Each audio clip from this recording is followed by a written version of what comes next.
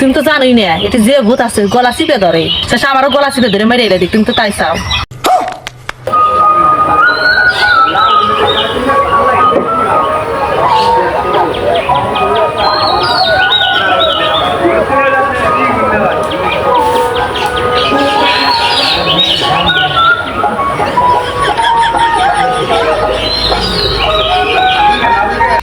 তাই তুমি আমরা কি একটা চাও তোমাকে সারা বাড়ি খুঁজে পাই না বাগানের মধ্যে কি তুমি আমার খুঁজো কে?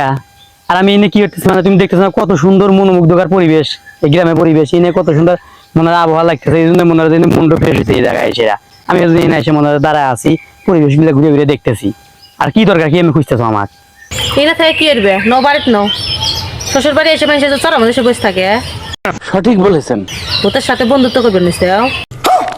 তোমার আরো কথাবার্তা হই না, তিন এবার চড়া হইলো কানে, তুমি দেখছো না কত সুন্দর পরিবেশ মনোমুগ্ধকর, আর এনে ভূত পাও কানে, তোমার আরো কথাবার্তা হই না বাবু।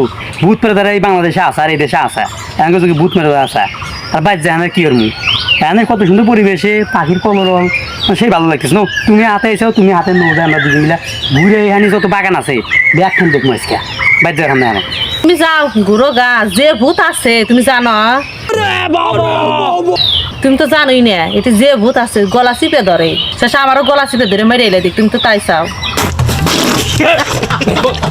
এই একটা যেতে পারা না স্যার আর ভয় ধরা না স্যার, আমি ভয় হারা লোক কিনা তোমার এই বিয়াকে যেতে পারবা এনে ভূত আসার গোলা দিবে দেবা দিনে ভাগে কত সুন্দর আলো কত সুন্দর পরিবেশ মনোমুগ্ধকর খালি লেলে দেওয়া পারা না সেটা মানে আমার ঘুরে দিবে না নাকি? দেড়ে বছর বাদ দিয়ে থুয়ে ন বাড়িত ন আজকে গ্রামের সপ্তাহে একদিন হাট নাকি আজকে হাট নাকবো তুমি ন আজকে হাটে যা নাকবো শ্বশুর বাড়ি এসে হাটে যাবে না ব্যাগ কিলে কোন যান আরে যা আমি কি করবো আমি আটে যাবে টের পাম না আজকে আব্বে আটে দেবিনি আব্বে কথা ধরবিনি বুঝছাও মারে যাই না। আব্বা হাটে যায় কাম হবো না তুমি হাটে যাও বড় দেখে একটা মাছ নিয়ে এসো গা নাহলে একটা খাসি কিনে নিয়ে এসো গা।